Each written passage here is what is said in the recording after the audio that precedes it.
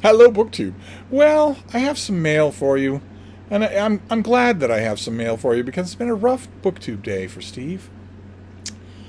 Quite a rough BookTube day. No one has actually come after me, anything like that. But I watch a lot of BookTube, and I'm a sensitive soul, as I mentioned. I'm a frail daffodil.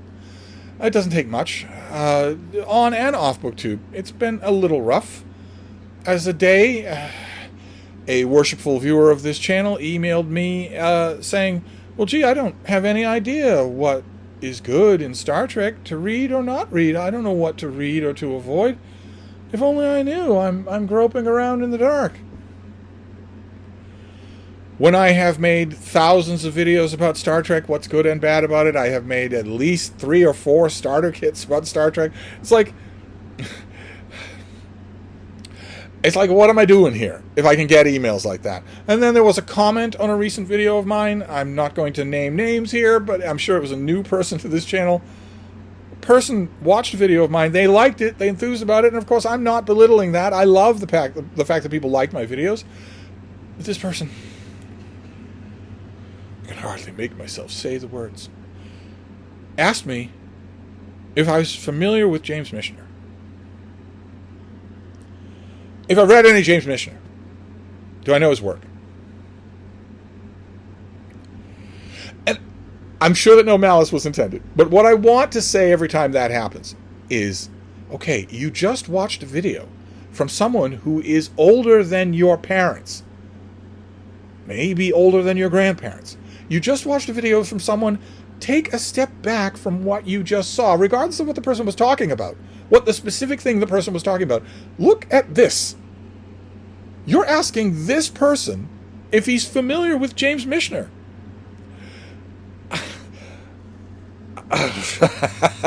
Anyway, that happened, and then BookTube tormented me. Joseph Reads Books, channel I love, made a video that might as well have been titled, I don't think Steve's read these 10 books.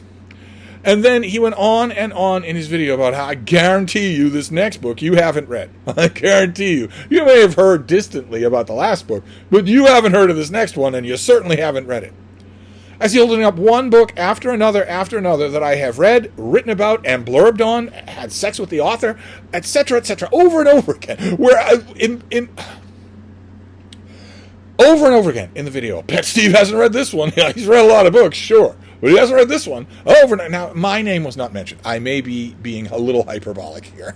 Actually, my name was mentioned in the video. He mentions my name at one point in the video and says that, maybe Steve Donahue's read this. Of course, I'd read every book that he mentioned.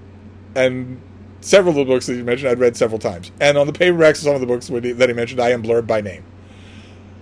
So that was rough. That was a horse kick to the stomach. And then Allison Reads Books, another BookTube channel that I love. I'll leave links to these malefactors below. She also did a video. Same day, same theme. Here are 10 books that nobody ever talks about on BookTube. No one's ever heard of them. Practically aimed at yours truly. I worship the ground her channel walks on. But of course, I had read every one of the books. I'd reviewed a couple of the books. So I was reeling. I was reeling from an email, a comment, those 2 videos aimed squarely at me and all my 28-year-old glory. When Must Read More, another great BookTube channel, came along with a great video. Oh my God. A great video. His videos are great anyway, but this was a great video about what he calls in-between books. Now, the context, the specific context of his in-between books, I, of course, do not agree with. Which is, what do you do when you're in a reading slump? What you should do when you're in a reading slump, to quote Moonstruck, is snap out of it. In about 5 minutes, you're going to be dead. There's no such thing as a reading slump. You're in control of what you're doing. You're not a little baby. You don't need your tum-tum poked, or you're going to start crying. But if you insist that your reading slumps are real, what his idea was that when he's in a reading slump, or when he's maybe between books or whatnot, he has a book on the go that is a particular kind of book. It doesn't have to be short. It doesn't have to be a novel. It has to be a particular kind of book where, for whatever reason, its antecedents are lodged in his head. He can leave it for months at a time, and when he picks it up again in between books, he's not going to worry. He's not going to need to worry about what he's already read. He's not going to need to go back to the beginning. And he has an in-between book at all times to help him through those dry patches. And I thought that was just a great concept. I don't have reading slumps, and I'm reading full bore all day long and all night long, but I still have in-between books like that. I think I refer to them probably as palate cleansers, but that's because I tend to read them in one shot. I don't have the same book that I'm working through. But I wondered when I was watching his video, of course I wondered, if you have something that you would call an in-between book. Do you have a book that you resort to when the books that you are currently reading aren't working or are over and you haven't started another one? One person in his comments section mentioned, I think, diaries and journals, collected diaries and journals, as an excellent in-between book. But do you have an in-between book? I thought that was just a great concept. But anyway, that brings us to the mail. The mail will have to help, because it's been a rough BookTube morning of people taunting Steve. It's been a rough BookTube morning. So we're going to hope that these books help. Unfortunately, I am flying blind. I have not opened them, so they could make things worse. Just have to hope, that's all. We'll have to hope that they don't. Let's see what this first one is. Let's see here. Oh, okay. I think I know this. All right, let's get you out of here. Let's get all of this out of here. This comes out in November. This is A Case of Life and Limb by Sally Smith. Another book in the Trials of Gabriel Ward. I don't want to block the baby, do I? No. That's why you're watching. And we saw the first one. We saw the first book in the series. This is book 2. This comes after A Case of Mice and Murder. And it follows perceptive sleuth Sir Gabriel Ward KC as he unwraps the happenings of yet another grisly murder in the Inner Temple in historic London in 1901. All these take place in the precincts of the Inner Temple. The Inner Temple, which is still in operation today, is an independent enclave in the city of London, much like Vatican in Rome, home to many of the city's barristers, including Smith. Have any of you ever been in the Inner Temple? This book is set in the Christmas Eve 1991 or 1901, and is a perfect snowy holiday mystery to cozy up to by the fire. It takes place in the hidden legal world of London and is informed by Smith's career as a barrister and later King's Counsel in the Inner Temple. Either I or one of my Big Canoe freelancers reviewed A Case of Mice and Murder. I'll have to look around and see whether I reviewed this or not.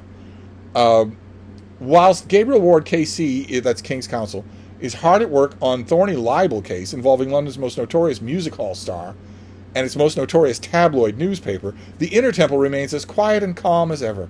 Quiet, that is, until a severed hand arrives in the post. Now, this is a terrific series. I loved the first one. So I shouldn't say it's a terrific series, because this one might let the ball down completely. We shall see. But it has good precedent. It has good form, as they say in the Inner Temple. So I will gladly give it a try come November. So we're doing well. We're 1 for 1. Let's continue on here with this next one. See what we have. Okay. All right. Well, we're necessarily still 1 for 1 because this is a double of A Case of Life and Limb. so perfect opportunity for me to bang the drum here. That if I have a lot of new people watching this channel and a lot of old people who haven't sufficiently received motivation, you now know I have a double of this. Would you like to review it for me? A formal book review. 600 to 800 words. For Open Letters Review, the online literary journal where I am one of the editors, and where plenty of people have reviewed books. Would you like... I now have a double of this. I would be happy to send this to you if you want to write a review of it. If you want to try to write a review of it. Provided you, A, take it seriously and actually want to do it. B, think that you can get a trial review done well before the publication date in November. And C, live in the lower 48 and can give me an accurate mailing address. If you actually want to give this a try, well, I now have a double.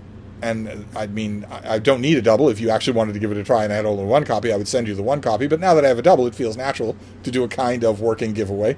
If you want to give it a try, let me know. And I will send this to you. And not only will I send it to you, but I will be with you every step of the way to work on your review. If you have never done it before, and you think, oh, I would love to try it, but anything I write would be garbage. Well, even if that's true, I would be happy to help you with it. So there you go. So there's my pitch. Now let's move on to this next package here. Ironclad. It absolutely cannot be opened. I'm not going to tear it apart like a wild animal, so I need scissors to cut it open. In most newspaper book rooms, that would not be good. That would be bad news. That would get it thrown away. But gross. All right. Let's see what we have here. Okay. All right. Well, I'm not complaining anymore. This is a brand new translation of the Gallic War by Julius Caesar, which I just read. I just reread it just 2 weeks ago. And here I have the book itself again. I read it in the old Loeb, and this is the new one.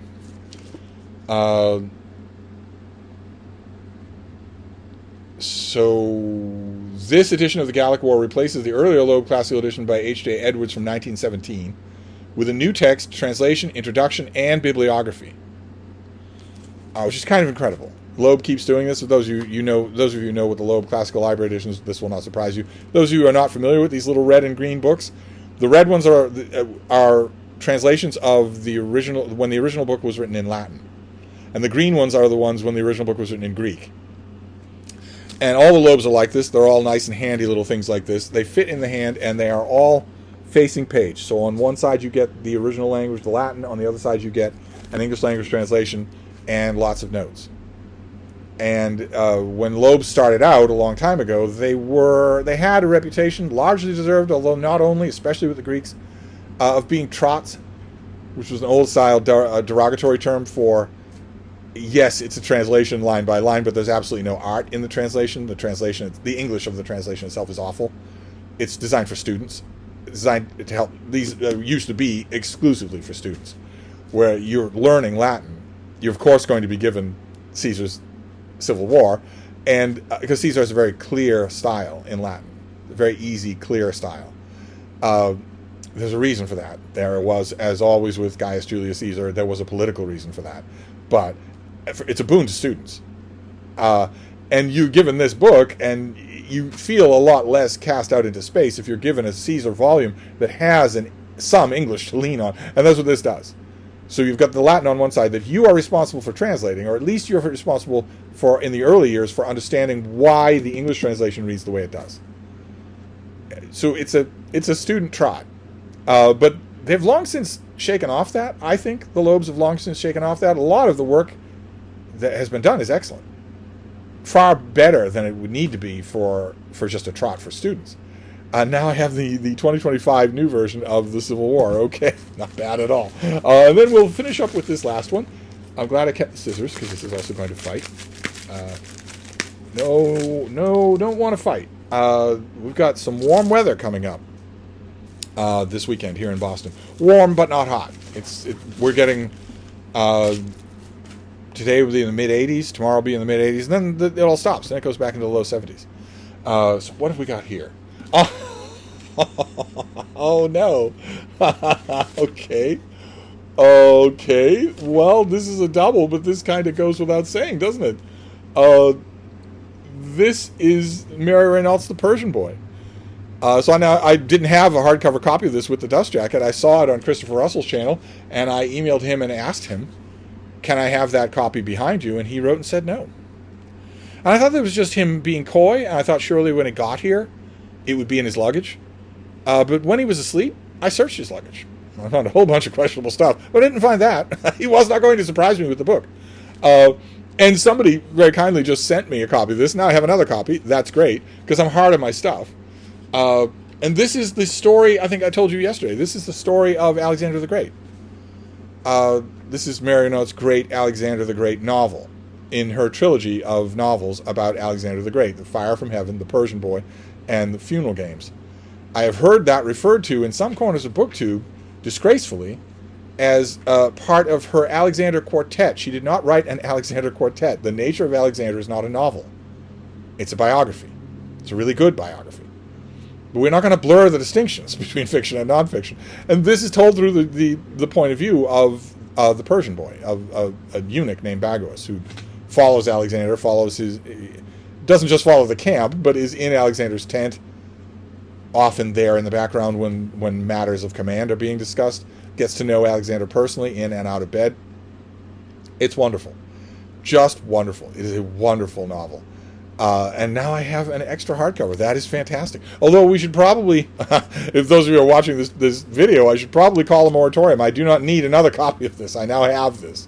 And a backup copy. So that is great. That's usually what I want in a book that I read energetically. I want a copy and a backup copy. And now I have it. So there you go. That is the mail. 2 copies of A Cozy Murder Mystery. A Loeb Classical Library of Julius Caesar. The Gallic War.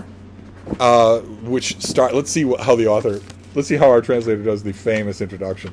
The bane of every school child once upon a time. How do we do the famous first line of the Gallic War? Gaul is a whole divided in 3. All right, not exactly the same. But the Gallic War, Julius Caesar spent a lot of time in Gaul. A lot longer than he expected to spend in Gaul. Made a lot of important connections, made himself obscenely wealthy. And this is his account of all of that. Sent back in dispatches for our public consumption in Rome. I think I've been calling it the Civil War all this time. And Loeb is doing a new volume of the Civil War, aren't they? Yeah, volume 2 of this. So, yeah, this is Caesar volume 1. And volume 2 of this is going to be the Civil War. I don't know if that's out yet. I definitely want it. If it's brand new, if everything in it is brand new, I definitely want that. And then volume 3 will be all the smaller books that he did, the Alexandrian War, the Africa War, and the Spanish War, which is not really Caesar's work. Of course, there's a great deal of this that isn't Caesar's work, but you know what I mean. And also, a great historical novel, The Persian Boy, in a hardcover. So I no longer have to worry about my little mass market paperback. Fantastic. Okay, so there you go. That is the mail. It's now approaching to the warm midday. Probably time for the Bean and I to stretch our legs. But I will wrap this up, and I will see you soon. Thank you, BookTube.